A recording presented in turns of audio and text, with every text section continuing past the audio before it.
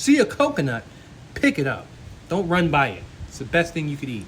If you're going for a run and you see a coconut, pick it up. And you don't know how to get into it, I'm gonna show you how to get into it. Now, I already cut into this one, but it's still pretty easy. Now, I like to use, believe it or not, my bread knife, because my bread knife is the sharpest. The serrated edge is good for the tough skin. You're cutting into the coconut, there's a lot of water on the inside, right? So, the first thing you wanna do is make sure you don't wanna cut down, because if you cut down, first of all, look how thick this skin is. You wanna cut at an angle. So you're cutting at an angle to get a nice point, then you chop down, because there's two shells. You have a softer shell on the inside and then a hard, tough, like skin on the outside.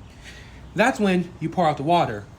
Now you still have all this meat inside that you can also eat. Now from there, I'm still trying to like perfect the best way to get into the meat.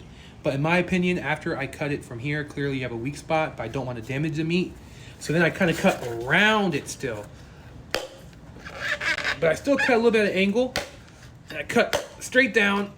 Want to watch your fingers? You did it to yourself. There you go. So you can tell I was cutting it and making like a circular motion. And then you just rip it open. And now you have access to the meat. Scoop it out with a spoon. And this is probably the best thing you could eat after a workout. And you could ignore those little pieces of shell in there. Obviously, I'm gonna like clean it out.